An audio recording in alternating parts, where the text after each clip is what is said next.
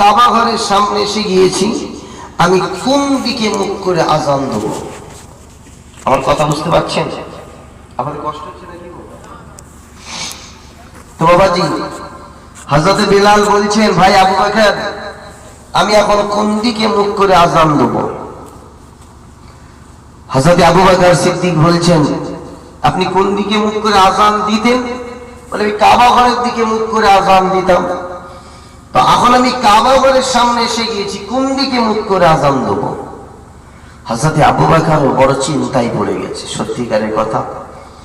এখন কাবা ঘরের সামনে আছে জান্নাতি দরজা মাকামি ইব্রাহিম, জান্নাতি দরজার দিকে তাকিয়ে আজান দিবে, না মাকামি ইব্রাহিমে দাঁড়িয়ে আজান দিবে, না হাজরি আসওয়াদ পাথরের সামনে দাঁড়িয়ে কাবা ঘরের দিকে মুখ করে আজান দিবে? হযরতে আবু বকরই বড় চিন্তায় পড়ে গেছে। আল্লাহ রাসূল আবু বকরের মুখের দিকে তাকিয়ে বলছেন, আবু বকর, মদিনার মুয়াজ্জিন কি বলছে? আমি আজান দিতে বললাম, তোমার কাছে গিয়ে কি ফুসফুস করে কি বলছে? বলে, হুজুর বেয়াদবি মাফ করুন। হযরতে বেলাল এসে জিজ্ঞাসা করছে, আমি তো কাবা ঘরের দিকে মুখ করে আজান দিতাম, আর এখন কাবা ঘরের সামনে দাঁড়িয়ে গিয়েছি, কোন দিকে মুখ করে আজান দেবো? জান্নাতি দরজার সামনে, না মাকামি ইব্রাহিম, না হাজরে আসওয়াদ পাথরের সামনে দাঁড়িয়ে আজান দেবো? আল্লাহ রাসূল এই সময় জবাব দিয়েছিলেন, এ আবু হুরায়রা, শুনে রেখে দাও, জেনে রেখে দাও, এই মদিনার মুয়াজ্জিন হযরতে বেলাল, শুনে রেখে দাও, সারা জীবন তুমি কাবা ঘরের দিকে মুখ করে আজান দিয়েছো, আর আজকে কাবা ঘরের সামনে দাঁড়িয়ে আছো, জান্নাতি দরজার দিকে তাকিয়ে আজান দিতে হবে না, মাকামি ইব্রাহিমে দাঁড়িয়ে আজান দিতে হবে না। মদিনার বিলাল, এ মদিনার মুয়াজ্জিন, শোনো শোনো, আমি নবী মুহাম্মদ যেখানে দাঁড়িয়ে আছি, আমার চাঁদ মুখের দিকে তাকিয়ে তাকিয়ে বিলাল তুমি আজান দেওয়া শুরু করো। জোরে বলুন না সুবহান। জোরে বলেন যে আমি রাসূল যেখানে দাঁড়িয়ে আছি, আমার মুখের দিকে তাকিয়ে তুমি আজান দাও। কেন? কাবার কাবা আমি, কাবার কাবাকে রাসূলুল্লাহ। তো কাবার কাছে এসে গেছি, এখন কাবার কাবা আমি, আমার মুখের দিকে তাকিয়ে তুমি আজান দাও। এই জানেরা, জওয়ান যুবকেরা, ও মুরব্বিয়ানেরা, শুনে রেখে দিন, কাবা ঘরের সামনে দাঁড়িয়ে রাসূল পাকের মুখের দিকে তাকিয়ে তাকিয়ে হযরত বিলাল আজান দেওয়া শুরু করলেন। আশহাদু আল্লা ইলাহা ইল্লাল্লাহ, আশহাদু আল্লা ইলাহা ইল্লাল্লাহ, আশহাদু আন্না মুহাম্মাদুর রাসূলুল্লাহ, আশহাদু আন্না মুহাম্মাদুর রাসূলুল্লাহ। হযরত বেলাল যখন আশহাদু আল্লা ইলাহা ইল্লাল্লাহ, আশহাদু আন্না মুহাম্মাদুর রাসূলুল্লাহ বলেছেন, ওই সময় আমার নবী নিজের মুখের দিকে তাকিয়ে শাহাদাতের আগুনটাকে দিয়ে বলেছিল, সাল্লাল্লাহু আলাইহি ওয়াসাল্লাম। জোরে বলুন না সুবহান। যে আমার নবী বলছেন সাল্লাল্লাহু আলাইহি ওয়াসাল্লাম। যে তো ভাইজান, আল্লাহর কাবা ঘরের সামনে একটা দরজা আছে।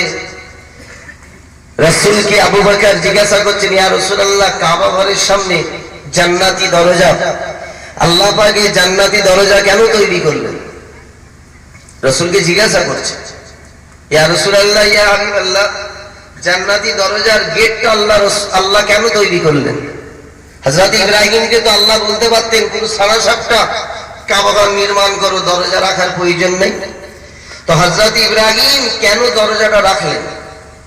আল্লাহ রাসূল মুচকে হাসছেন, আবু বকর, দরজাটা কেন রেখেছে, তো দরজাটা একবার খোলো, খুললেই বুঝতে পারবে। দরজাটা খোলো, ওপেন করো। হযরত আবু বকর সিদ্দিক রাসূলের কাছ থেকে ইজাজত নিয়ে কাবা ঘরের সামনে যে জান্নাতি দরজা আছে, দরজায় গিয়ে হাত দিয়েছে। হযরত আবু বকর বেশি ছোট মানুষ ছিল, বেশি লম্বা ছিল না।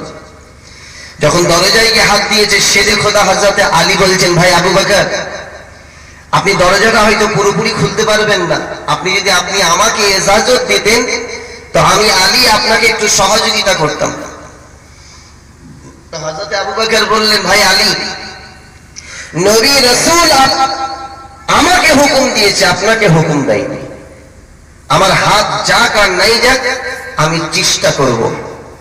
তো জান্নাতি দরজাটা খুলছেন, রাসূল দাঁড়িয়ে আছেন কাবা ঘরের সামনে, আর কাবা ঘরের দরজা খুলছেন হযরত আবু বকর সিদ্দিক। যখন দরজা খুলেছেন, আল্লাহ রাসূল পিছন থেকে চিৎকার করে বলছেন, এ আবু বকর, তুমি যখন কাবা ঘরের দরজা খুলেছো, একবার কাবা ঘরের নিচের দিকে তাকাও। হযরত আবু বকর সিদ্দিক কাবা ঘরের নিচের দিকে তাকালেন। তাকাবার সঙ্গে সঙ্গে হযরত আবু বকর দেখছেন কাবা ঘরের নিচে সোনার পাহাড়, হীরের পাহাড়, মতির পাহাড়, তেলের পাহাড় দেখে হযরত আবু বকর সিদ্দিক আল্লাহু আকবার বলে বেহুশ হয়ে গেলেন, অজ্ঞান হয়ে গেলেন। যখনই অজ্ঞান হয়ে গেছেন, আমার নবী হযরত আলীকে বলছেন, আলী, তুমি যদি কাবা ঘরের দরজাটা খুলে দেখতে, তুমি অজ্ঞান হতে না, বেহুশ হতে না, তুমি ইন্তেকাল হয়ে যেতে। জোরে বলুন না সুবহানাল্লাহ। আবু বকর কাবা ঘরের দরজাটা খোলার পর কি দেখলেন? বলি, ইয়া রাসূলুল্লাহ, সোনার পাহাড়, হীরের পাহাড়, মতির পাহাড়। আল্লাহ রাসূল এই সময় আবু বকর সিদ্দিককে বলেছিলেন, এ আবু বকর, কাবা ঘরের জমিনে পাথর আর বালু আর বালু, কাবা ঘরের চতুর্দিকে আরবের জমিনে বালু আর বালু। এখানে আলু চাষ হয় না, বেগুন চাষ হয় না, পটল চাষ হবে না, এখানে ধান চাষ হবে না। তবে কাবা ঘরের জমিনে, কাবা ঘরের নিচে আরবের জমিনে আল্লাহ পাক এত মূল্যবান মূল্যবান জিনিস দিয়েছে, তাম পৃথিবীর মানুষেরা মাথায় করে চাল, ডাল, গম, আলু ফেলে দিয়ে যাবে, আর এই জমিন থেকে মূল্যবান জিনিস তারা তেল এই জমিন থেকে নিয়ে যাবে। জোরে বলুন না সুবহানাল্লাহ। এই ইব্রাহিম যখন কাবা ঘর নির্মাণ করছিল, আমার আল্লাহ পাক ইব্রাহিম জিজ্ঞাসা করলো, আল্লাহ, তুমি এমন জায়গায় কাবা ঘর করছো, এই কাবা ঘরের চতুর্দিকে বালু আর বালু, মরুভূমি, এখানে বেগুন হবে না, আলু হবে না, ধান হবে না, তাহলে কাবা ঘরে মানুষ আসবে, হাজার হাজার লক্ষ লক্ষ মানুষ, এরা না খেয়ে মরে যাবে। আল্লাহ, তুমি এমন জায়গায় কাবা ঘর করলে এখানে মানুষ না খেয়ে মরে যাবে। আমার আল্লাহ পাক ওই সময় বলেছিলেন, ইব্রাহিম, তোমার পায়ের তলায় আমি আল্লাহ তো মূল্যবান জিনিস দিয়েছি, তাম পৃথিবীর মানুষ মাথায় করে তারা জিনিস ফেলে দিয়ে যাবে, আর তোমার দেশ থেকে মূল্যবান তেল নিয়ে যাবে। জোরে বলুন না সুবহানাল্লাহ। যে আরব সরকার মুসলমান কান্ট্রি যত আছে, যার যত মুসলমান কান্ট্রি আছে, প্রত্যেকটা মুসলমানের কান্ট্রিতে আল্লাহ মূল্যবান মূল্যবান জিনিস মাটির তলায় দিয়েছে। কি গো, দেয়নি? আরবে তেল দেয়নি আল্লাহ? এই কথা বলেন যে ভাইজান, ওই কাবা ঘরের জমিনে আল্লাহ পাক সব থেকে মূল্যবান জিনিস দিয়েছেন। তবে কাবা ঘরটা আল্লাহ চারকোনা বানিয়েছেন। আল্লাহ কাবা ঘর চারকোনা কেন বানালেন? গোল তো বানাতে পারতেন, যে কাবা ঘরটা আমি গোল বানাবো। আমার আল্লাহ বললেন, এ আমার ফেরেশতারা, আমি কাবা ঘরটা চারকোনা করেছি, তার কারণ তাম পৃথিবীতে আমি আল্লাহ যত আমার ঘর তৈরি করব, প্রত্যেকটা ঘর আমি আল্লাহ চারকোনা করব। জোরে বলুন না সুবহানাল্লাহ। আপনার গ্রামে মসজিদ আছে, মসজিদটা চারকোনা না গোল? এ কথা বলেন, চারকোনা। তো আল্লাহ পাক তাম পৃথিবীতে যত মসজিদ তৈরি করেছেন চারকোনা, তবে আল্লাহ পাক একটা মসজিদ তৈরি করেছেন গোল। সে মসজিদের নাম কি গো? একটা মসজিদ আল্লাহ গোল করেছে, আর তাম পৃথিবীতে যত মসজিদ তৈরি করেছেন সব মসজিদ চারকোনা। একটা মসজিদ আল্লাহ গোল করেছে, সে মসজিদের নাম কি, কে বলতে পারবেন? যে শুধু সুবহানাল্লাহ বলবেন আর ঘর চলে যাবে। সেই মসজিদের নাম কি?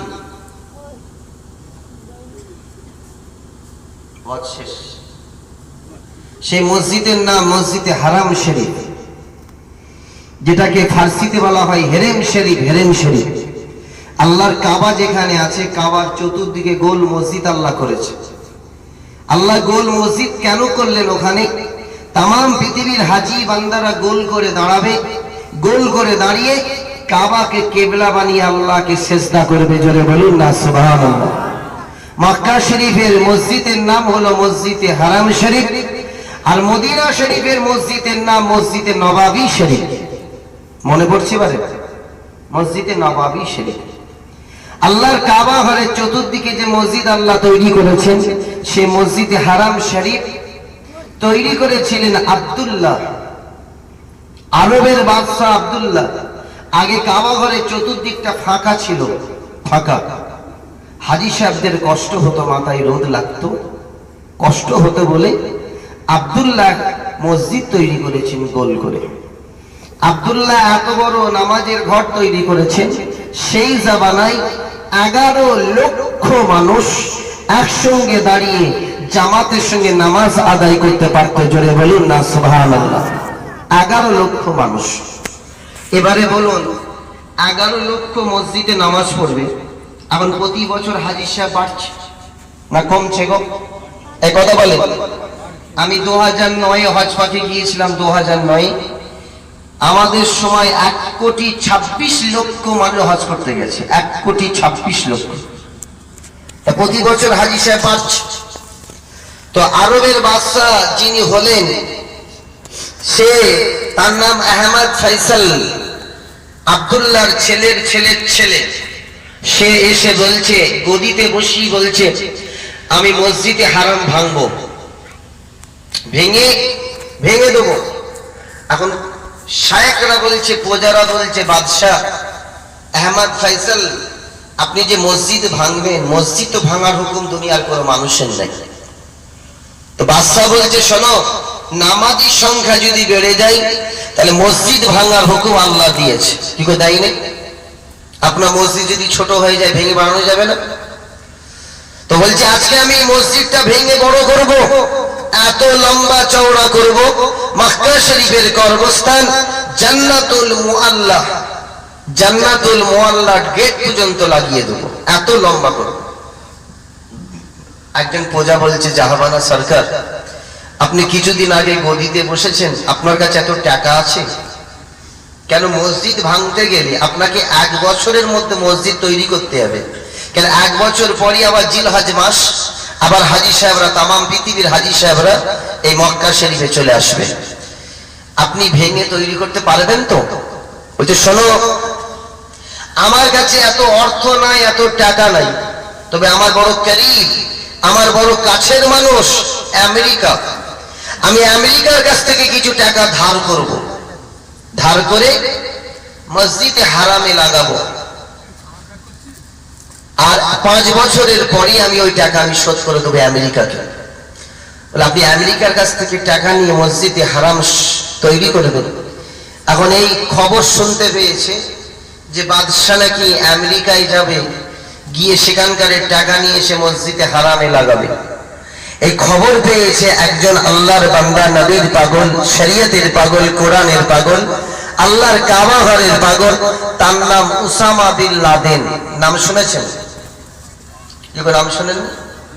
উসামা বিন লাদেন ছুটে এসে আরবের বাদশাহ আহমদ ফয়সালকে বলছে, ফয়সাল, এ বাদশাহ, তুমি আল্লাহর ঘর বড় করবে, লম্বা করবে, বাড়াবে, আর সেই বাড়াবার জন্য সেই টাকা যাবে আনতে আমেরিকার কাছ থেকে।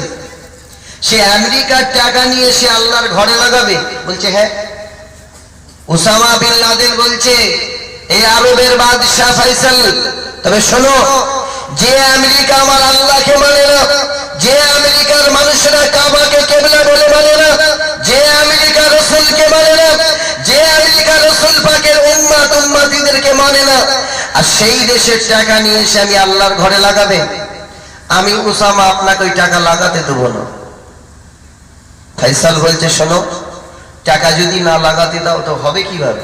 বলছে, শোনো, এই আরবের বাদশাহ, যে আল্লাহ উসামাকে টাকা দিয়েছে, যে আল্লাহ উসামাকে ধন দৌলত দিয়েছে, আমি উসামা বিন লাদেন আল্লাহর কাবা ঘরের জন্য সব টাকা আল্লাহর নামে কুরবানি করে দিতে চাই। জোরে বলুন না সুবহানাল্লাহ।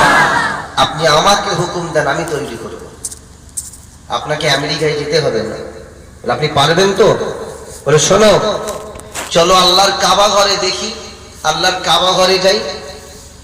কাবা ঘরে গিয়ে কাবা ঘরের কালো কাপড়টা হাত দিয়ে বলছে, উসামা, আল্লাহ আরবের বাদশা ফাইসাল বলছে, আল্লাহ আমি তৈরি করতে পারবো? তবে আল্লাহ আমি তো তৈরি করতে পারবো না, আমার এত বড় ক্ষমতা নাই যে তোমার হেরেম শরীফ তৈরি করা। তবে আল্লাহ আমি তৈরি শুরু করব, আমার কাজ হলো তৈরি শুরু করা, আর আল্লাহ আপনার কাজ হলো শেষ করা, কমপ্লিট করা। জোরে বলুন না সুবহানাল্লাহ। উসামা বিন লাদেন আল্লাহর কাবা ঘরের চতুর্দিকে যে মসজিদে হারাম আছে ভাঙা শুরু হয়েছে। যারা গত বছর গেছে তাদেরকে জিজ্ঞাসা করবেন আবার ভাঙছে। যারা গত বছর হজ পাকে গিয়েছিল তাদের কাছ থেকে শুনবেন আবার মসজিদে হারাম ভাঙছে, আবার বড় করবে বলে, আবার লম্বা চওড়া করবে। তো উসামা বিন লাদেন মসজিদে হারাম ভাঙতে লেগেছে। 12,000 মিস্ত্রি, 12,000 কর্মচারী, 12,000 জোগাড়ে নিয়ে মসজিদে হারামের কাজ শুরু হলো। মসজিদে হারাম ভাঙতে ভাঙতে উসামা বিন লাদেন এত লম্বা চওড়া করেছে, আল্লাহ আপনাদের নিয়ে যাবে, আমি দোয়া করছি কি দেখে আসবেন। মক্কা শরীফের গর্ভস্থান জান্নাতুল মুআল্লা গেট পর্যন্ত উসামা বিন লাদেন লাগিয়ে দিয়েছে। এত লম্বা চওড়া করেছে 36 লক্ষ হাজী একসঙ্গে জামাতের সঙ্গে নামাজ আদায় করতে পারবে। জোরে বলুন না সুবহানাল্লাহ। জোরে বলেন। উসামা বিন লাদেন যখন তৈরি হয়ে গেল, আরবের বাদশা খুশিতে বাগেবাগ যে একজন মানুষ আল্লাহর ঘর তৈরি করলো।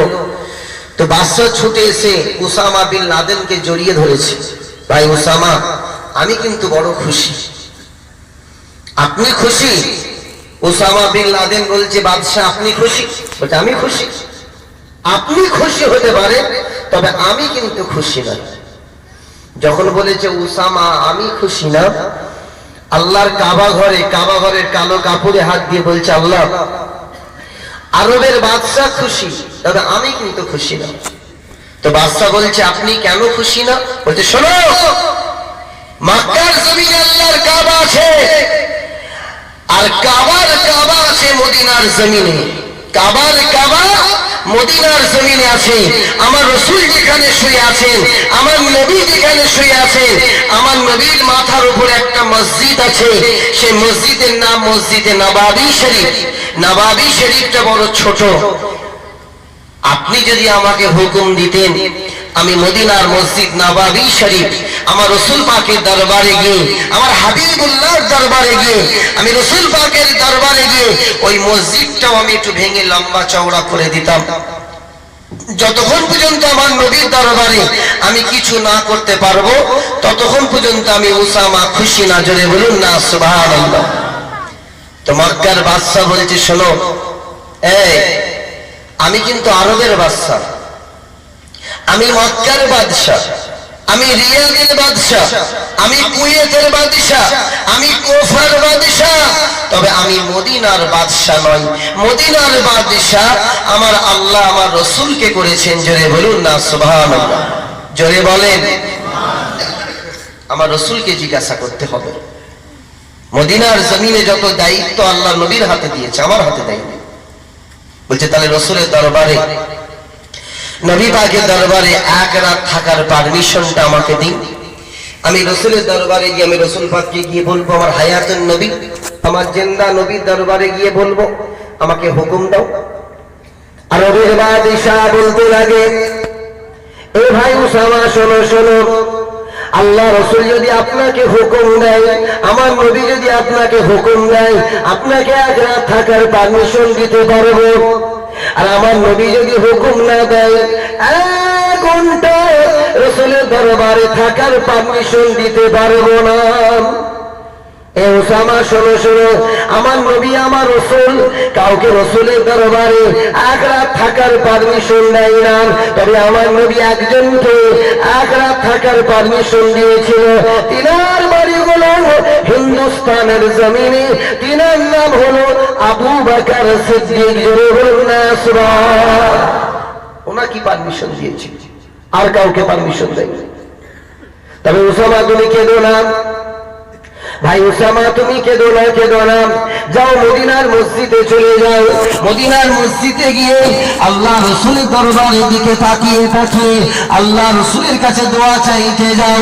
আমার নবীর কাছে কাঁদো, মদিনার মসজিদে গিয়ে কাঁদো। আল্লাহর পাগল, নবীর পাগল উসামা বিন লাদেন মক্কা শরীফ থেকে মদিনা শরীফে চলে আসলেন। মদিনার মসজিদে এসে আসরের নামাজ পড়লেন, মাগরিবের নামাজ পড়লেন, ঈশার নামাজ পড়লেন। আসরের নামাজ পড়ে আল্লাহর দরবারে দুটো হাত তুললেন। আল্লাহ পাক রাসূলের দরবারে এসেছি, হাবিবুল্লাহর দরবারে এসেছি। আল্লাহ আমার রাসূল যদি আমাকে হুকুম দিত, আমি মদিনার মসজিদ নববী শরীফটাকে একটু ভেঙে লম্বা চওড়া করে দিতে পারতাম। ও ভাইরা, জওয়ান যুবকেরা, ও মুরব্বিয়েরা, শুনে রেখে দিন। তাহাজ্জুদের নামাজ পড়ে উসামা বিন লাদেন আল্লাহর কাছে দোয়া চাইতে লাগে। তখন দোয়া চাইতে লেগেছে বাবা। এমন সময় দোয়া চাইতে চাইতে উসামা একটু ঘুমিয়ে পড়েছে। যখনই ঘুমিয়ে পড়েছে বাবা, এমন সময় আমার নবী, আমার রাসূল স্বপ্নই বলে, এ উসামা কেঁদো না, আমার আল্লাহ পাক তোমার কান্নাকে কবুল করে নিয়েছে। এ উসামা, আমি নবী তোমাকে হুকুম দিলাম, মদিনার মসজিদ নববী শরীফের সামনের দিকটা ভাঙবে, ডান দিকটা ভাঙবে, বাম দিকটা ভাঙবে, পিছনের দিকে যেন হাত লাগাবে না। কেন পিছনের দিকে আমি নবী মুহাম্মদ শুয়ে আছি, আমার ডান দিকে হযরতে আবু বকর সিদ্দিক শুয়ে আছেন, আমার বাম দিকে হযরতে ওমর ফারুক শুয়ে আছেন। খবরদার পিছনের দিকে যেন তুমি হাত লাগাবে না। ওসামা বিন লাদেন ঘুম থেকে উঠে স্বপ্ন দেখার সঙ্গে সঙ্গে দেওয়ানা হয়ে গিয়েছে বাবা। ও জওয়ান যুবকেরা, মদিনার মসজিদ নববী শরীফের সামনে দিকটা ভাঙতে লাগলো, ডান দিকটা ভাঙি, বাম দিকটা ভাঙি, এত লম্বা চওড়া করেছে বাবা। 28 লক্ষ হাজি একসঙ্গে জামাতের সঙ্গে নামাজ আদায় করতে পারবে। জোরে বলুন না সুবহানাল্লাহ, জোরে বলুন সুবহানাল্লাহ।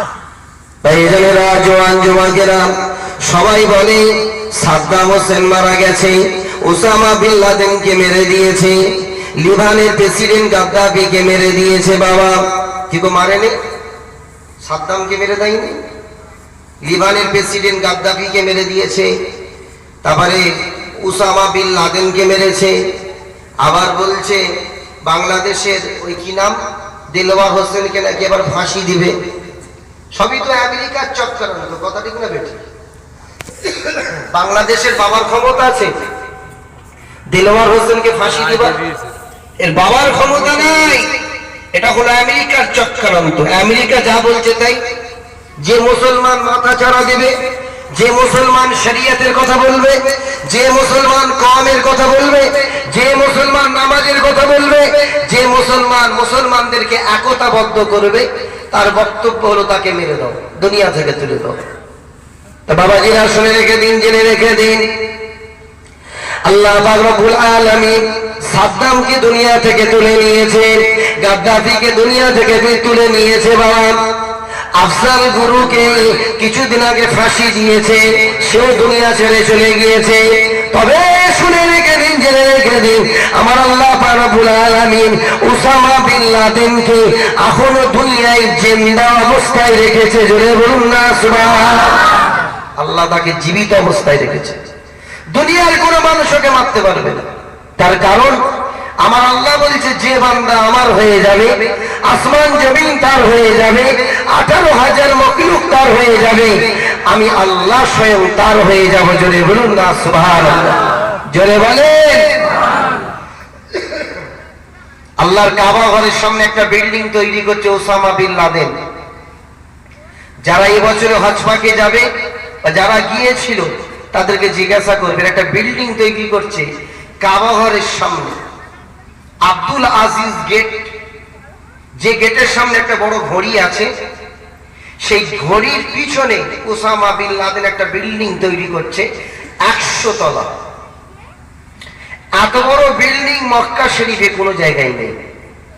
আছে 30 তলা, 25 তলা, 40 তলা পর্যন্ত আছে, 100 তলা পর্যন্ত কোনো বিল্ডিং নেই। কাবা ঘরের সামনে উসামা বিন লাদেন এত বড় মসজিদ, এই এত বড় বিল্ডিং কেন করছেন? কেন কিছু ব্যাখ্যা আছে। আল্লাহর হাজী বান্দারা জেদ্দার এয়ারপোর্টে নামে, জেদ্দার এয়ারপোর্ট থেকে বাসে করে আসে মক্কা শরীফে। মক্কা শহরে যখন পৌঁছে যায়, মক্কা শহরে যখন হাজী সাহেবরা পৌঁছে যায়, এরা দেওয়ানা হয়ে যায় যে আমি কাবা ঘরকে কখন দেখব, দেখে কাবা ঘরকে একটু সালাম দেবো। কেন মক্কা শহর থেকে কাবা ঘরে আসতে প্রায় 20 কিলোমিটার রাস্তা টাইম লাগে, প্রায় 1 ঘন্টার উপরে টাইম লাগে। তো মক্কা শহরে যখন এসে যায়, হাজী সাহেবরা বাসের উপরে দাঁড়িয়ে থাকে, দাঁড়িয়ে দাঁড়িয়ে এদিক ওদিকে তাকায় যে আল্লাহ কাবা ঘর কোন দিকে আছে। ওরা আন্দাজে কাবা ঘরকে সালাম দেয়, লাব্বাইক আল্লাহুম্মা লাব্বাইক, লাব্বাইক আল্লাহুম্মা লাব্বাইক, লাব্বাইক লা শারীকা লাকা লাব্বাইক, ইন্নাল হামদা ওয়া নি'মাতা লাকা ওয়াল মুলক লা শারীকা লাক। আল্লাহর হাজী বান্দারা তারা আন্দাজে আল্লাহর কাবা ঘরকে সালাম দেয়। আর বিল্ডিংটা কেন তৈরি করছে বাবা? মক্কা শহরে যখন আল্লাহর হাজী বান্দারা প্রবেশ করবে, ওই 100 তলা বিল্ডিং দেখতে পাবে, তারা চিৎকার করে বলবে উসামা বিন লাদেনের বিল্ডিং দেখতে পাওয়া গেছে। ওই বিল্ডিং এর সামনে আল্লাহর কাবা আছে। ওই বিল্ডিং কে লক্ষ্য করে আল্লাহর কাবা ঘরকে সালাম দিয়ে দাও। জোরে বলুন না সুবহান, জোরে বলে। ওই বিল্ডিং কে লক্ষ্য করে আল্লাহর কাবা ঘরকে সালাম দেয়। তো বাবাজি, মক্কা শরীফের ভেতরে আবে জমজমের পানি পাওয়া যায় না? পাওয়া যায় না? কথা বলে। তো বাবাজি, এই গ্রামটার নাম কি গো? খাজুরটি কোন পাড়া? আর আমি কিছুদিন আগে আসলাম, পরশুদিন আসলাম, ওটা মল্লিক পাড়া, আর এটা কি পাড়া? মোড়ল পাড়া। আজকে যে মোড়ল পাড়ায় জলসা হচ্ছে, আপনার সকলে খুশি তো নাকি গো? কারা কারা অখুশি একটু হাত দেখান তো দেখি। 1 জন 2 জন 3 জন 4 জন 5 জন 6 জন 7 জন, পিছন থেকে 7 জন হাত তুলে বলতে আমরা অখুশি। আর কারা কারা খুশি হাত দেখান তো খুশি। মাশাআল্লাহ, নারে তাকবীর, নারে তাকবীর। বাবা তাবারক হয়েছে আপনাদের? আপনার শরীরটা খারাপ হতে পারে, তাবারক হয়েছে না হয়নি? এখন এই মল্লিক পাড়ায় এসে বলেছিলাম বাবা, কেন ওরা সেই আলুর বিরিয়ানি করেছিল। আমি বলেছি বাবা, ওই আলুর বিরিয়ানি এত রাত পর্যন্ত জেগে ওই আলুর বিরিয়ানি খাওয়া অসম্ভব। তো সঙ্গে সঙ্গে 6 জন ছেলে হাত তুলে বলেছে হুজুর, এবছর যা হয়েছে হয়েছে, আগামী বছর আমরা একটা গরু দেবো। তো বাবাজি, এখানে কি হয়েছে খোদা জানে, আমি জানি। এখানে কি হয়েছে বা হয়েছে? তাহলে তো ঠিকই আছে। তাহলে আপনার ঝিমোচ্ছেন কেন? তো বিধান তো না রে তাকবীর। মোটামুটি ঠান্ডা হবার আগে আমি দিয়ে দেবো, কারণ বিরিয়ানি ঠান্ডা খেতে ভালো লাগে না।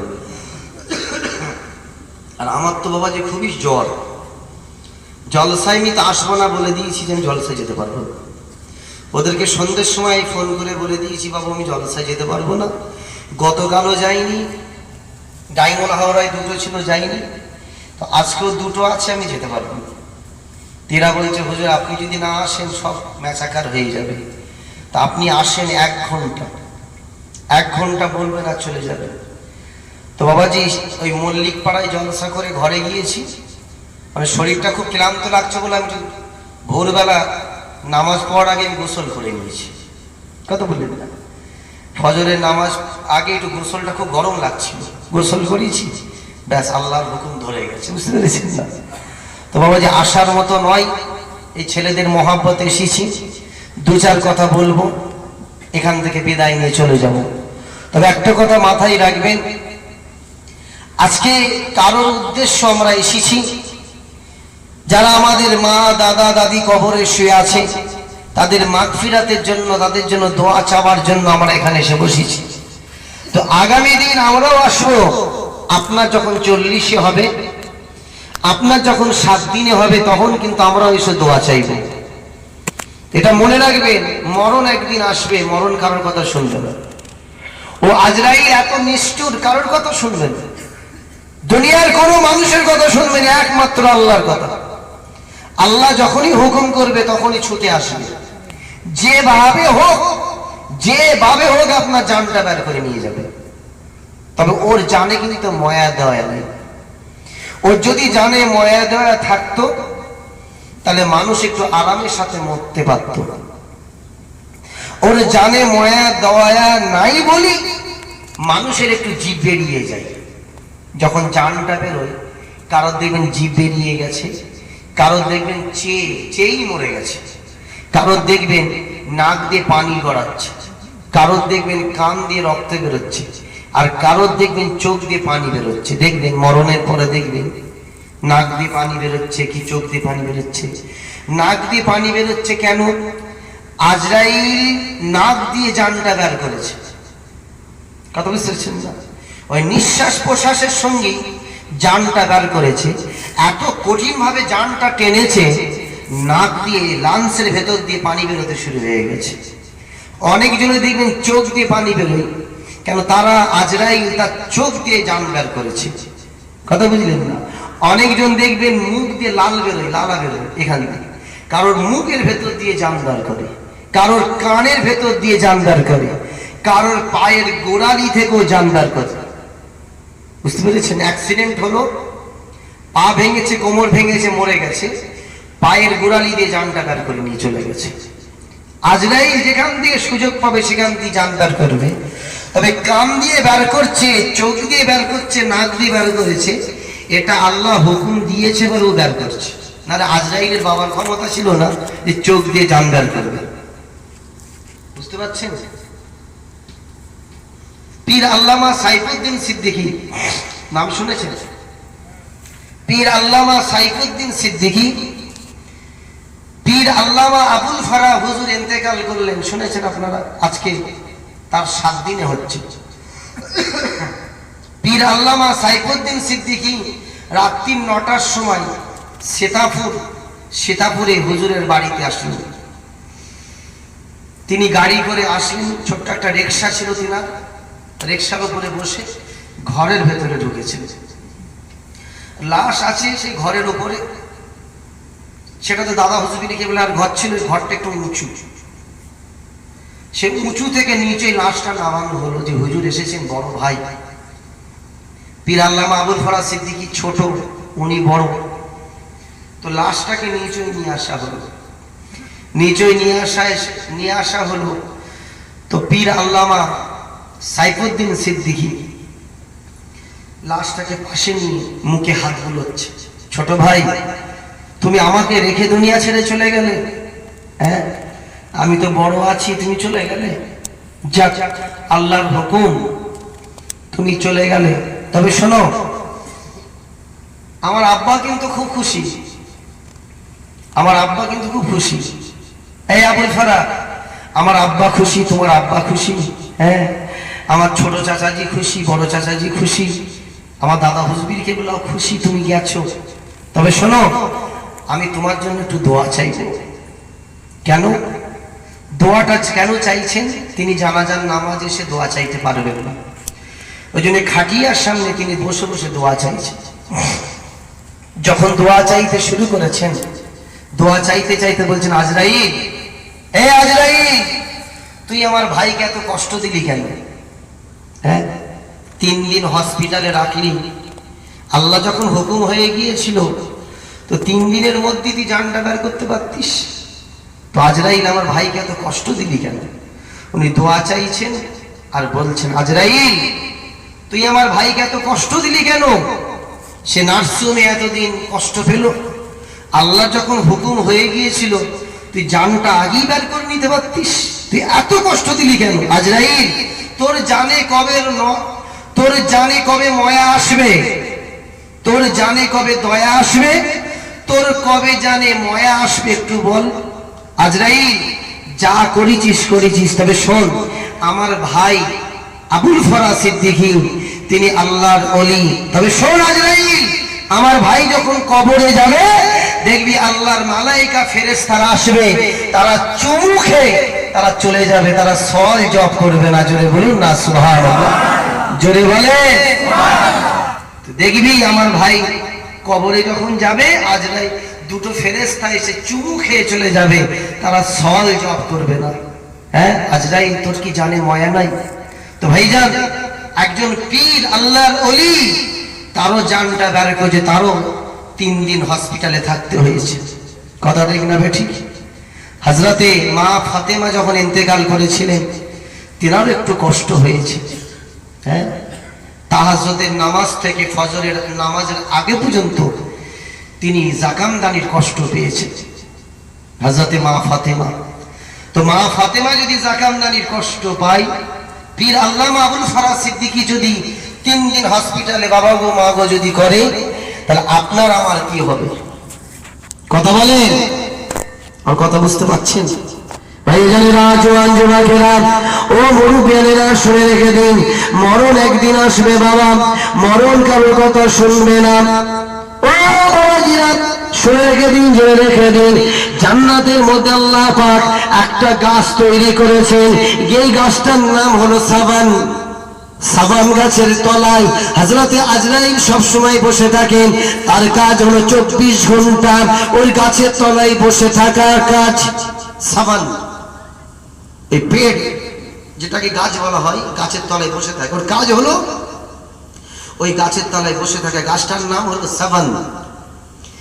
ওই গাছের তলায় বসে থাকে, গাছের পাতা যখন পড়ে আজরাইল ছুটে গিয়ে পাতাটা কুড়িয়ে দেখে কি নাম, কি গ্রাম, কোন টাইম, কি নাম, কি গ্রাম আর কোন টাইম, আর ছাড়া কিছু দেখেনি, সিধে সেখানে চলে যায়। আমার কথা বুঝতে পেরেছেন না? এবারে বলুন, তাম পৃথিবীতে কোটি কোটি কোটি কোটি মানুষ, কোটি কোটি টাইমে কোটি জন মরেছে, হাজারো হাজারো মানুষ মরছে, এখানে একজন মরলো একই টাইমে, ডায়মন্ড হাওড়ায় মরলো এক টাইম। তো আজরাইল তো একজন, তো একই টাইমে দুজনের জানটা কি করে নিবে? কথা বুঝতে পারছেন না? বুঝতে পারছেন না? একই টাইমে জানটা কজন, দুজন কি দুজনে জানটা কি করে বের করবে? ভাইজানেরা, জওয়ান যুবকেরা, ও মুরব্বিয়ানেরা, শুনে গেলেন আল্লাহ পাক রব্বুল আলামিন বলছেন আজরাইলের ক্ষমতা আল্লাহ এত দিয়েছেন। ও বাবাজিরা, আজরাইলের ক্ষমতা আল্লাহ পাক এত দিয়েছেন বাবা, 1 সেকেন্ড তো দূরের কথা, 1 সেকেন্ড তো দূরের কথা, হাফ সেকেন্ড তো দূরের কথা, চোখের পাতা ফলকের সঙ্গে সঙ্গে আল্লাহ পাক আজরাইলকে 1000 মানুষের জান বের করার ক্ষমতা দিয়েছে। জোরে বলুন না সুবহান, জোরে বলুন। যে ওই 2 দিনের কান্না কাঁদবে, 4 দিন কাঁদবে, 5 দিন কাঁদবে, 6 দিন কাঁদবে, 10 দিন কাঁদবে, আবার সেই যাকে সেই আবার সেই দুনিয়াদারি। কথা ঠিক না বেটি? হ্যাঁ জোরে বলেন। বাপ মরে গেল 2 দিন কাঁদবে, 1 দিন কাঁদবে, তারপরে আল্লাহ পাক তাদের জানে সবর দিয়ে দেয়। ইন্নাল্লাহা মা'আস সাবিরিন, রাসূল বলছেন যে ইন্নাল্লাহা মা'আস সাবিরিন, পরে আমার আল্লাহ তার সঙ্গে থাকে। জোরে বলুন না সুবহানাল্লাহ। পীর আল্লামা সাইফুদ্দিন সিদ্দিকী তিনি মোনাজাত করতে করতে বলছেন কাবলা আইয়ামিন আইয়ামিন, কাবলা আইয়ামিন আইয়ামিন, আইয়ামিন আইয়ামিন আইয়ামিন বলে হুজুর দোয়া চাইছেন। দোয়া চাইতে চাইতে বলছেন আল্লাহ গো, বান্দা যখন মরে যায়, আমার ভাই ইন্তেকাল হয়ে গেছে, আবুল ফরাজ সিদ্দিকী আমার ভাই ইন্তেকাল করেছে, তো ভাইয়ের কপালে আমি বিসমিল্লাহ লিখবো, ভাইয়ের কপালে আমি বিসমিল্লাহ লিখবো, বিসমিল্লাহ বিসমিল্লাহ। আমি সাইফুদ্দিন সিদ্দিকী আমি বিসমিল্লাহ লিখতাম নাম, তবে বিসমিল্লাহ আমি ভাইয়ের কপালে লিখবো, তবে আমি লিখতাম না। আমি এই জন্য লিখবো, আল্লাহর ফেরেশতারা ওই কবরে যাবে, আবুল ফরাজ ভাইয়ের কবরে আসবে, 2টো ফেরেশতারা আবুল ফরাজ ভাইয়ের কবরে যখন আসবে, আমি সাইফুদ্দিন সিদ্দিকী যদি বিসমিল্লাহ লিখে দিতে পারি, ওই কবরে ভাইকে শোয়াবার সঙ্গে সঙ্গে ওই ভাইয়ের কপাল থেকে নূর একটা আলো জ্যোতি পয়দা হবে। জোরে বলুন না সুবহান। ওই আলোটা দেখার সঙ্গে সঙ্গে আল্লাহর মালাইকা ফেরেশতারা, আল্লাহর দুটো ফেরেশতা একটু থমকে দাঁড়িয়ে যাবে, দাঁড়িয়ে আবার চিৎকার করে বলবে, এটা কোনো দুনিয়ার কোনো আম মানুষ নয়, এটা আল্লাহওয়ালা বান্দা, নেক বান্দা, হাফিজি বান্দা, আলেম বান্দা। আল্লাহর মালাইকা ফেরেশতারা এসে ওই বান্দার কপালে চুমা দিয়ে যাবে। জোরে বলুন না সুবহান। কপালে বিসমিল্লাহ লেখে না, আতর আর কফুর দিয়ে বিসমিল্লাহির রহমান নির রহিম, রহিম আর রহমান আছে না নাই? বিসমিল্লাহির রহমানির রহিম, রহিম আছে না নাই? রহমান আছে না নাই? রহমান আর রহিম, রহমান রহিম যদি কপালে লেখা থাকে, কবরে শোয়াবার সঙ্গে সঙ্গে কপাল থেকে একটা নূর, একটা জ্যোতি পয়দা হবে। আল্লাহর ফেরেশতারা দেখে তার একটু ঘাবড়ে যাবে, ঘাবড়ে গিয়ে আল্লাহকে বলবে, আল্লাহ এটা দুনিয়ার কোনো আম মানুষের মাথা নয়, এটা দুনিয়ার কোনো আম মানুষ নয়, এটা হলো হাক্কানি মানুষ, আলেম মানুষ, ফরিজগারি মানুষ। আল্লাহর ফেরেশতারা এসে তার নূরের কপাল এসে চুমা দিয়ে যাবে। জোরে বলুন না সুবহানাল্লাহ। লিখলে সওয়াব আছে, না লিখলে কোনো গুনাহ নেই। কথা বুঝতে পারছেন? লিখলে নেকি আছে, সওয়াব আছে, না লিখলে কোনো গুনাহ নেই। কথা ঠিক না বেঠি? যে যারা নামাজি বান্দা হবে তারা যখন কবরে যাবে, আল্লাহর ফেরেশতারা যখন কবরে তাদেরকে তুলবে, মান দীনুকা মান নবিয়ুকা মান রাব্বুকা, কবরবাসী যখন উঠবে, ওটার সঙ্গে সঙ্গে দেখবে সূর্যটা ডুবছে, অস্ত যাচ্ছে। ওই সময় কবরবাসী দুটো হাত তুলে বলবে, আপনারা যাই হন না কেন, যা জিজ্ঞাসা করছেন আমি উত্তর দেব, তবে সূর্যটা ডুবে যাচ্ছে, আমি একটু আসরের নামাজটা পড়বো, আমাকে একটু উজুর পানি এনে দেন, উজুর পানিটা এনে দেন, আসরের নামাজটা একটু কাজা হয়ে যাবে, আপনাদের উত্তর আমি সব দিয়ে দেবো। নেককার বান্দা যখন কবরে যাবে, সে রাত্রিরে কবরে যাক, দিনের বেলা কবরে যাক, সকালে কবরে যাক, আল্লাহর ফেরেশতা যখন এসে তাদেরকে জাগাবে, মান দীনুকা মান রাব্বুকা, তারা যখন চোখ খুলবে, খোলার সঙ্গে সঙ্গে তাদেরকে আল্লাহ দেখাবে আসরের নামাজেরটা শেষ হয়ে ঢল নামছে, মাগরিবের নামাজের ওয়াক্তের টাইম। আমার কথা বুঝতে পারছেন? আল্লাহর ফেরেশতারা বলবে, ও কবরবাসী, আজকে তুমি দুনিয়ায় নাই, তুমি এসেছো কবরে, দুনিয়ায় ছিলে নামাজ পড়েছো, আর নামাজ পড়ার প্রয়োজন নাই। আল্লাহ পাক তোমাকে কিয়ামত পর্যন্ত নামাজকে আল্লাহ মাফ করে দিয়েছে। জোরে বলুন না সুবহানাল্লাহ। ভাইজান, ওই কবরবাসী যখন জবাব দিবে, মান দীনুকা, জবাব দিয়ে যখন বলবে মান দীনুকা, আমার দিন কি, সঙ্গে সঙ্গে উত্তর দিবে আমার দিন ইসলাম।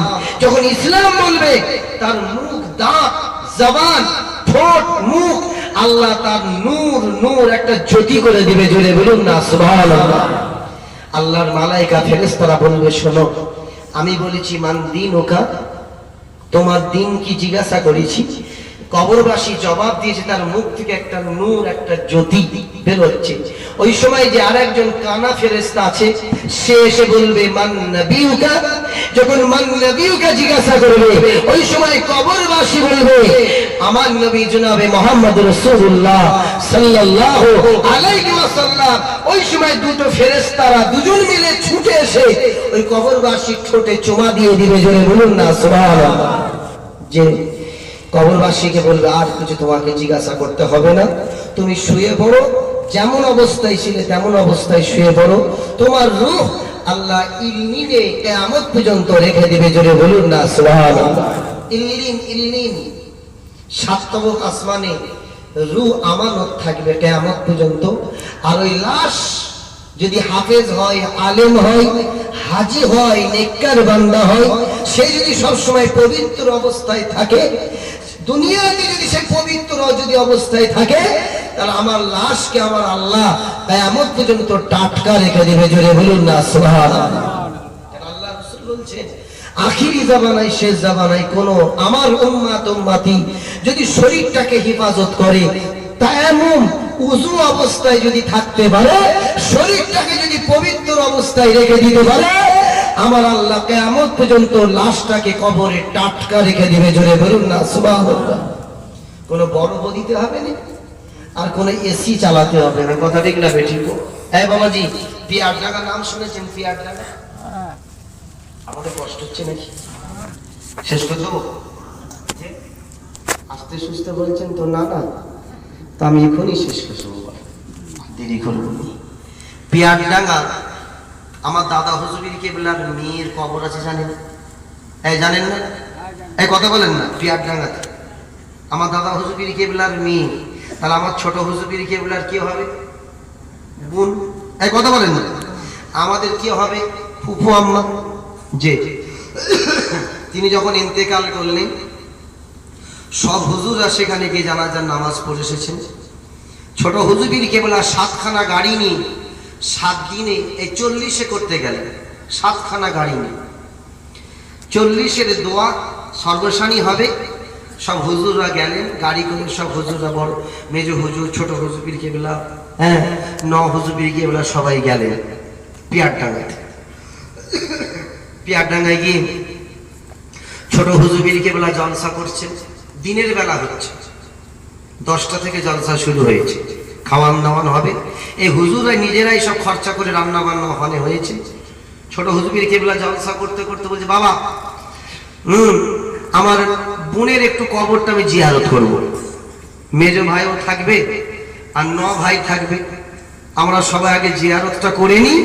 জিয়ারত করে এসে আমরা এখানে অজনেসিয়াতে একটু করে দোয়া খার করে চলে যাব। বাবা আমরা আবার ফুরফুরা শরীফে চলে যাব, চল একবার সব জিয়ারত করে এসে। তো 9 হুজুর কেবলা, মেজো হুজুর কেবলা বলছে, বাবা মোনাজাতের পরে দোয়া করলে কেমন হতো? বলছে, না ভাই একবার চলেন না, বোনের জন্য মনটা কেমন করছে, একবার গিয়ে জিয়ারতটা করে আসে। সব হুজুররা গেলেন, কবরের কাছে গিয়ে দাঁড়িয়েছেন। কবরের মাটিটা একটু ধসে গেছে, বুঝতে পেরেছেন না? 40 দিন হয়েছে, কবরের মাটিটা ধসে গেছে। যখন ধসে গেছেন, ছোট হুজুর কেবলা ডান হাতটা কবরের ভেতরে ভরে দিয়েছে। ভরে দিয়ে কবরের মাটিটা যখন একটু খসিয়ে গেছে, উনি আরো মাটিটাকে তুলে ওপরে ছুঁড়ে ফেলে দিলেন। দেখি আমার বোন দাদা হুজুরের আওলাদ, আমার বোন দাদা হুজুর কেবলার কলিজার টুকরা, 40 দিন হয়ে গেল, কবরের মাটি কিছু খেলো না খেলুনি, কেমন আছে না আছে একবার দেখি। ছোট হুজুর কেবলা যখন হাতটা ভরে কবরের মাটিটা একটু সরিয়েছেন, এমন সময় কাফনের কাপড়টা, পুরো কাফনের কাপড় যেমন অবস্থায় শোয়ানো ছিল ঠিক তেমন অবস্থায় শুয়ে আছে, ফোলে না, ফাটে না, জ্বলে না, কিছু করে না। ছোট হুজুর কেবলা চিৎকার করে বললেন, ও আমার মেজো ভাই, ও আমার 9 ভাই, দেখেন আমার বোনকে আল্লাহ কত বড় আল্লাহর ওলি করেছেন। আজকে 40 দিন হয়ে গেছে, পেট ফোলে না, কিছু হয়নি, যেমন কি তেমনই শোয়ানো আমার বোন শুয়ে আছে। জোরে বলুন না সুবহানাল্লাহ, জোরে বলেন। 9 হুজুর কেবলা বলছেন, বাবা শোনো, এই আমার ছোট ভাই, হ্যাঁ, এটা কার বেটি জানো? কার বেটি জানো? ইনি হলেন মুজাদ্দিদ জামান আমির শরিয়াত দাদা হুজুর কেবলার বেটি। ছোট হুজুর কেবলা বলছেন, যিনি বলছেন উনি কার বেটা? হ্যাঁ, যিনি বলছেন উনি কার বেটা? আমার বোনের যদি লাশকে আল্লাহ টাটকা রেখে দিতে পারে, তাহলে আমার 9 ভাই, আমার ছোট ভাই, আমার মেজো ভাই, আমার বড় ভাই, বড় হুজুর ভাই চলে গেছেন, তাদের কি লাশকে আল্লাহ টাটকা রাখতে পারেন না? এই কথা বলেন। যে বলে ফুরফুরা শরীফে যাও কেন? ফুরফুরা শরীফে কিছু আছে? হ্যাঁ, ফুরফুরা শরীফে তোমরা যাও কেন? কিছু আছে? তো প্রতি বছর লোক বাড়ছে না কমছে? জোরে বলেন। যদি খারাপ জায়গা হয়, ভালো যদি জায়গা না হতো, দেখি খারাপ জায়গা হয়, তাহলে এত দাড়িওয়ালা মানুষ খারাপ জায়গায় যাবে কেন? এত নামাজি মানুষ খারাপ জায়গায় যাবে কেন? এই কথা বলেন। ছোট হুজুর কেবলার মসজিদ দেখেছেন, মাজারের ডান দিকে আছে কবরস্থান, বাম দিকে বেগুন চাষ হতো, আলু চাষ হতো, পটল চাষ হতো, যেখানে ছোট হুজুর কেবলার মাজার হয়েছে। পীর আল্লামা কালিমুল্লাহ সিদ্দিকী, পীর আল্লামা ওমর সিদ্দিকী, পীর আল্লামা আব্দুল্লাহ মারুফ সিদ্দিকী, এনারা বেগুন চাষ করতো। কেন? ছোট ছোট হুজুর কেবলা তাহাজ্জুদের নামাজ পড়ে, ফজরের নামাজ পড়ে মসজিদ থেকে নামছেন। নেবে ওই বেগুন চাষ হচ্ছে, বেগুন গাছের গাছ দেখছে দাঁড়িয়ে দাঁড়িয়ে। দেখতে দেখতে হুজুরের চোখ দিয়ে পানি বেরোচ্ছে। পিছনে সব চাচারা দাঁড়িয়ে আছে। আব্বাজান বেগুন গাছ দেখছে, চোখ দিয়ে পানি বেরোচ্ছে কি? হ্যাঁ, হুজুর কাঁদতে কাঁদতে বলছেন, বাবা কেলিমুল্লাহ, বাবা আব্দুল্লাহ আকিল মারুফ, বাবা ওমর, এদিকে এসো বাবা, এদিকে এসো।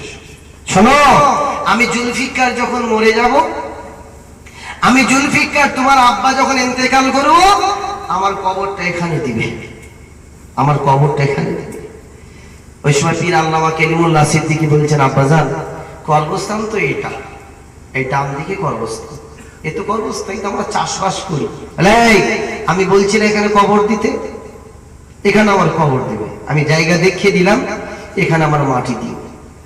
পীর আল্লামা কেলিমুল্লাহ সিদ্দিকী নাছোড় বান্দা হুজুরের কদমটা জড়িয়ে ধরলেন, হাউ হাউ করে কাঁদতে লাগলেন। বাবা কাঁদতে কাঁদতে বলেন, আব্বাজান আপনি এই জায়গাটা আমাকে কেন বলছেন?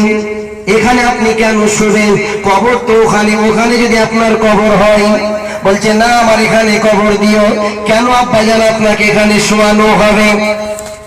শোনার সঙ্গে সঙ্গে আমার আপনার পীর ছোট হুজুর কেবলা বলতে লাগলেন, বাবা কেলিমুল্লাহ, বাবা আব্দুল্লাহ আকিল মারুফ, আমি জুলফিকার এই মসজিদে তাহাজ্জুদের নামাজ পড়ি। তাহাজ্জুদের নামাজের পরে আমি আল্লাহর কাছে দুটো হাত তুলে দোয়া চাই, আল্লাহ আমি হাবিবুল্লাহ, আমার রাসূলকে আমি দেখতে চাই, আমার রাসূলকে আমি দেখতে চাই, আমার হাবিবুল্লাহকে আমি দেখতে চাই। আমি যখনই দোয়া করি আমার দোয়া আল্লাহ কবুল করে নিয়ে আমার রাসূলুল্লাহ, আমার হাবিবুল্লাহকে আমার আল্লাহ পাক এই জায়গায় দাঁড় করিয়ে দিতেন। আমি মসজিদ থেকে নিচই নেমে এসে আমি রাসূলুল্লাহর সঙ্গে দেখা করতাম, কদম বসে করতাম। যেখানে আমার রাসূল পাকের পায়ের ধুলো আছে, যেখানে আমার নবী পাকের পায়ের ধুলো আছে, সেই জায়গায় যদি জুলফিকার শুতে পারে, আল্লাহ জুলফিকার কবরে আযাব দিবে না। জোরে বলুন না সুবহানাল্লাহ, জোরে বলে। ওই জন্য আমি এখানে শুতে চাই। আমার রাসূলুল্লাহ, রাসূল পাকের সঙ্গে আমার এখানেই সবসময় দিদার হতো, এই জায়গায়। এই জন্য আমি বলছি এখানে আমাকে কবর দিও।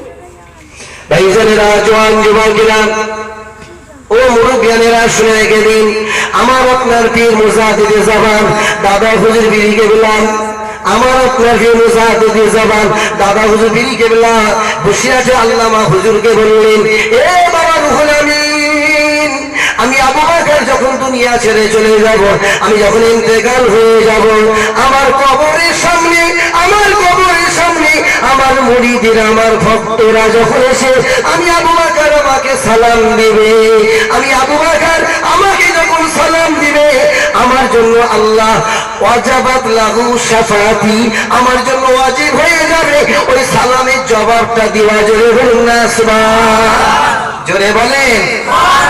আমার জন্য ওয়াজিব হয়ে যাবে ওই সালামের জবাবটা দেওয়া। জোরে বলুন না সুবহানাল্লাহ। যে মুফতি আজম মেজো হুজুর পীর কেবলা, মুফতি আজম মেজো হুজুর পীর কেবলা, তিনাকে 3 দিন রাখা হয়েছিল, কি গো হয়নি? এই কথা বলেন, আপনারা দেখেছেন না দেখেন? 3 দিন রাখা হয়ে গেছে। 3 দিন রাখা হলেন। মেজো হুজুর পীর কেবলা ইন্তেকালের পরে 3 দিন তিনাকে রাখা হয়েছে। যে তিনার ছোট মেয়ে, তিনার কপালে বিসমিল্লাহ লিখছে, বিসমিল্লাহ, ছোট মেয়ে বিসমিল্লাহ লিখছে। ইন্তেকালের আগে আমার হুজুর সবাইকে ডাকছে, সবাইকে ডেকে দেখা সাক্ষাৎ করলেন। তিনার বড় মেয়ে হুজুরকে জিজ্ঞাসা করছেন যে, আব্বাজান আপনি আমাদের সকলের কাছ থেকে ডেকে সব মাফ চাইছেন আর দোয়া করছেন, হুজুর আপনার শরীরটা খারাপ। বলছে, আব্বাজান আল্লাহ আপনাদের কত বড় তকদির করেছে, হ্যাঁ, আপনাদের কাছে মানুষ, হাজার হাজার মানুষ আসছে, মুসাফা করছে, দেখা করছে, আপনাদের ছেলেদের কাছে আসছে, এদের ছেলেদের কাছে মানুষ আসছে, আর আমি আপনাদের, আপনার মেয়ে, আমাদের কাছে কেউ আসে না, আমাদের কাছে কেউ দেখাও করেনি, কেউ নজরানো দেয়নি, কেউ সাক্ষাৎ করেনি। হুজুর, হ্যাঁ, আমি যখন মরে যাব, আমরা মেয়ে, আমরা যখন মরে যাব, 10টা লোক মনে হয় আমাদের জানাজায় হবে, 10টা লোক আমাদের জানাজায় হবে। হুজুরের মেয়ে বলছে, হ্যাঁ আপনাদের কত বড় তকদির, কত বড় ভাগ্য। হ্যাঁ আপনাদের কাছে হাজার হাজার মানুষ আসছে, আর আমাদের কাছে কেউ আসেনি। আমরা তো মেয়ে, কেউ আসেনি, না তাবিজ, না পানি, না কিছু তেল পড়া, কেউ নিতে আসে। আর আমরা মরে গেলে কি আর 5000 লোক হবে? 10টা লোক হবে। মেজ হুজুর কেবলা বললেন, এই শোনো, কি বলছো? হ্যাঁ কি বলছো তুমি? মরে গেলে 10টা লোক হবে?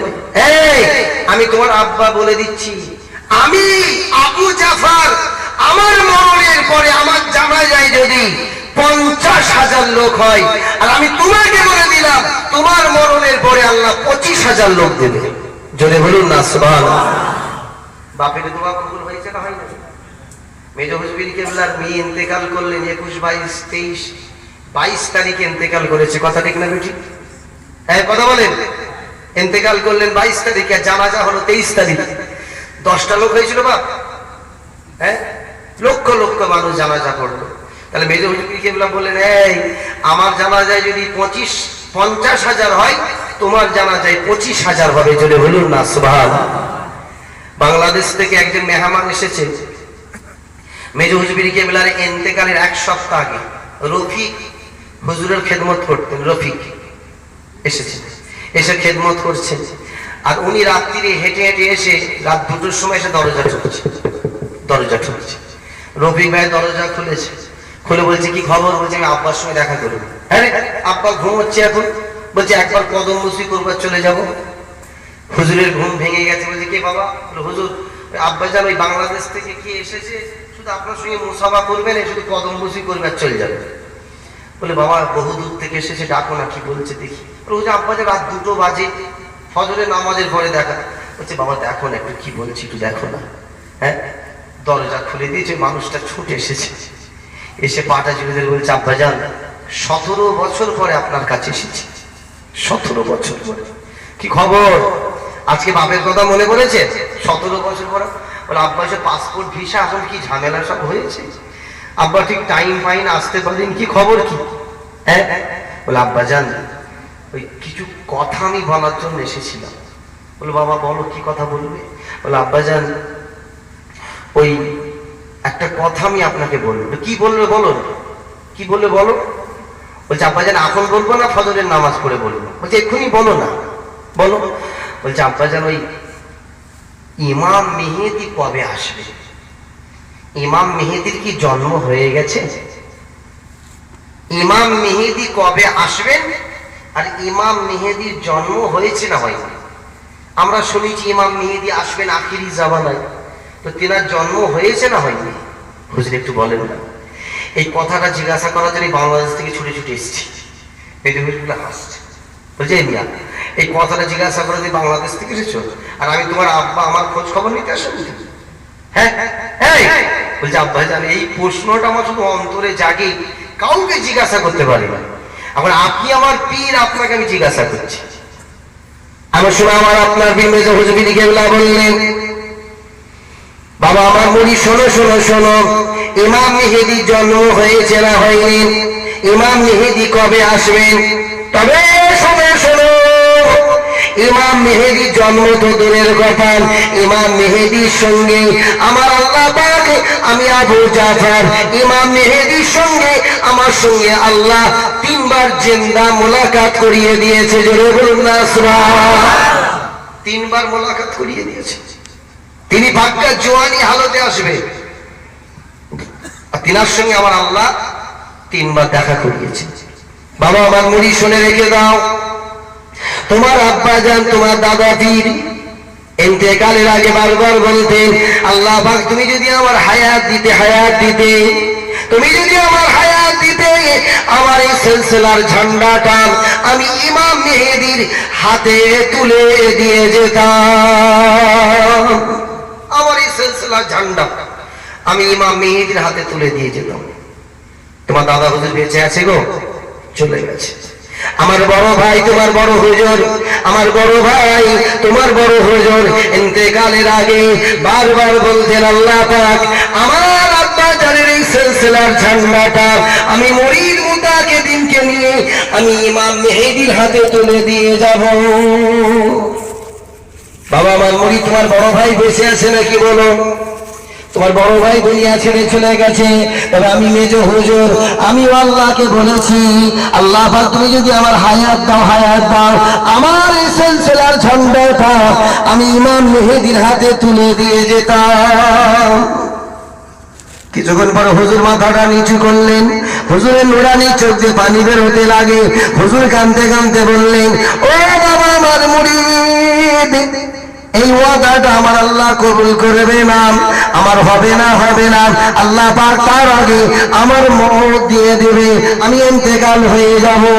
তবে আমার ছেলেরা, আমার খানদানের ছেলেরা, আমার দাদা পীরের সিলসিলার ছেলেরা, বাচ্চারা, আমার দাদা পীরের খানদানের ছেলেদেরকে আল্লাহ যাদেরকে উপযুক্ত করবে, তারা আমার আব্বা জানের সিলসিলার মুরিদ মুতাকিদিনকে সঙ্গে করে নিয়ে ইমাম মেহেদীর হাতে এই সিলসিলার ঝান্ডাটা তুলে দিবে। জোরে বলুন না সুবহান, জোরে বলেন।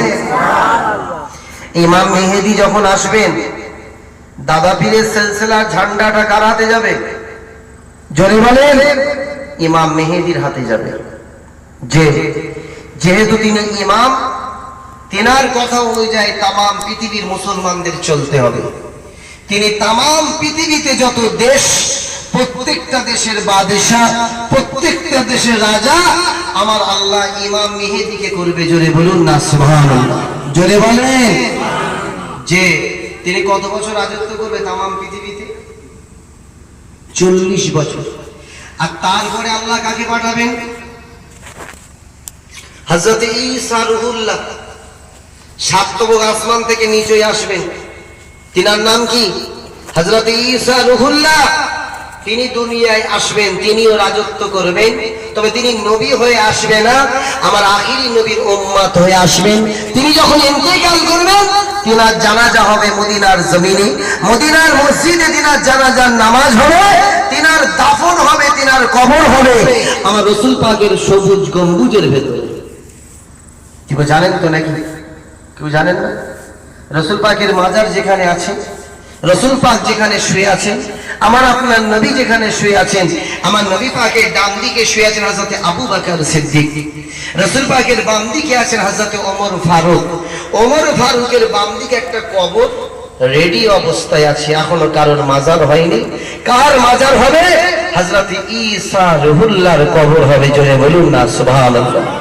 আসুন বিদায় নিবার আগে আমার রাসূলের সামনে দাঁড়িয়ে আমার নবীকে একটু সালাম দিয়ে যাই। ইয়া নবী